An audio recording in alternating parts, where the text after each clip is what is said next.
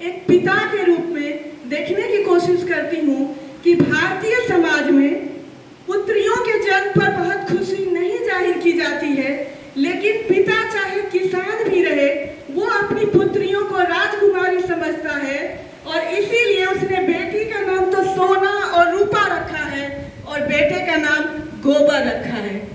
एक किसान की जो संपत्ति है वो गाय है और पशुधन ही उसकी संपत्ति है और पशुधन से उसे गोबर मिलता है। गोबर का भी महत्व भारतीय संस्कृति में बहुत है। गोबर से आंगन को लीपते हैं, लेकिन सोना चांदी जो है वही घर का श्रृंगार होता है।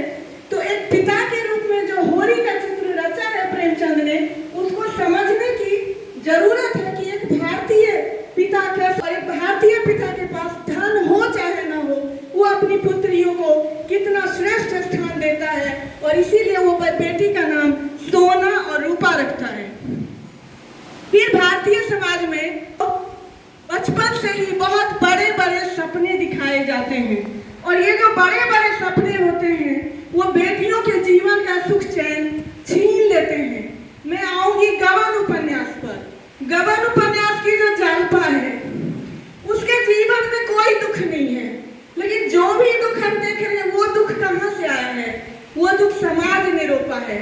क्योंकि जब वो छोटी सी थी और वो नकली मोती का हार पहनती है तो उसकी दादी कहती है कि तुम्हारे लिए तो चंद्रहार आएगा। यदि उसके कानों में ये शब्द नहीं दिए गए होते तो अपने जीवन में बहुत सुखी होती। जिस समय जालपा का विवाह होता है तो सभी जेवर सामने रखे जाते हैं और उसका मूल्यांकन किया जाता है। यही भारतीय चरित्र है, यही भारतीय है।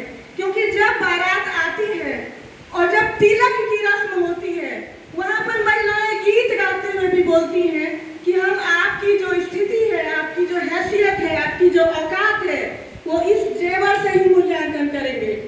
तभी जेवर आए थे। वहां प्रेमचंद ने बहुत अच्छा वाक्य लिखा है, महिलाओं ने जेवर पहने थे, पुरुषों ने जेवर खरीदे थे।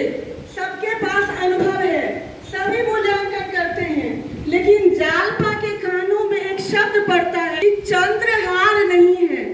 चंद्रहार का नहीं होना ही जालपा के जीवन का सबसे बड़ा दुख हो जाता है, जबकि वास्तव में एक चंद्रहार के बिना किसी भी व्यक्ति का जीवन आराम से कट सकता है। जालपा जिस घर में ब्याही है वहां रहने खाने किसी चीज की कमी नहीं है। कमी क्या है कि जो बचपन से सामाजिक अनुकूलन जालपा को दिया गया, जालपा को जो बहुत बड़े बड़े सपने दिखाए गए कि यह सोने चांदी में रहेगी, चंद्रहार पहनेगी, उस सपने ने ही जालपा के जीवन का सुख चैन छीन लिया और वह किसी भी आयोजन में आस पड़ोस गली मोहल्ला जाना, लोगों से मिलना, सखियों संग उठना बैठना, सब कुछ, यहाँ तक कि भोजन तक का उसने त्याग कर दिया और जिसके कारण उसका पति इतना पीड़ित हो गया कि उसे गबन करने पर मजबूर होना पड़ा। यानी एक व्यक्ति, यदि हम कहते हैं कि रिश्वत ले रहा है, गबन कर रहा है, तो व्यक्ति अकेला अपराधी नहीं है, पूरा समाज अपराधी है। प्रेमचंद उस ओर भी हम लोगों का ध्यान दिलाते हैं कि एक अपराधी को अप्रत्यक्ष रूप से किस तरह से हम पूरे समाज के लोग मिल करके बनाते हैं। इसी तरह से घीसू और माधव का चरित्र है। घीसू और माधव यदि निकम्मे हो गए हैं, यदि वो काम नहीं करते हैं, तो उसके लिए भी हमारी सामाजिक व्यवस्था ही दोषी है। क्योंकि कफन उपन्यास में एक पंक्ति आती है कि यदि गरीब पतले नहीं होंगे तो अमीर मोटे कैसे होंगे। और जब ये लोग कफन के पैसे से खाना खाते हैं तब भी ये लोग बुधिया को दुआ देते हुए कहते हैं कि बड़ी भली थी, बड़ी अच्छी थी और हमेशा हम लोगों का पेट वही भरती थी, हमेशा हमारे लिए भोजन का प्रबंध करती थी। यानी यह भी एक सामाजिक जो व्यवस्था है कि मैथिली में कहते हैं कि मुइने ना कि परेने ना, वही प्रेमचंद ने कफन कहानी में दिखाया है कि जो बुधिया प्रसव पीड़ा के कारण रात भर तड़पती रही और आलू भूख के कारण पिता पुत्र में यह दिक्कत थी कि यदि पिता चला जाएगा तो पुत्र आलू अधिक खा लेगा और इसी कारण पिता पुत्र नहीं जाते हैं बुधिया को देखने के लिए। जिस बुधिया को रात भर इन लोगों ने तड़पते हुए देखा, मरते हुए देखा, यदि समय पर बुधिया की हालत इन लोगों ने देख ली होती, किसी को बुला लिया होता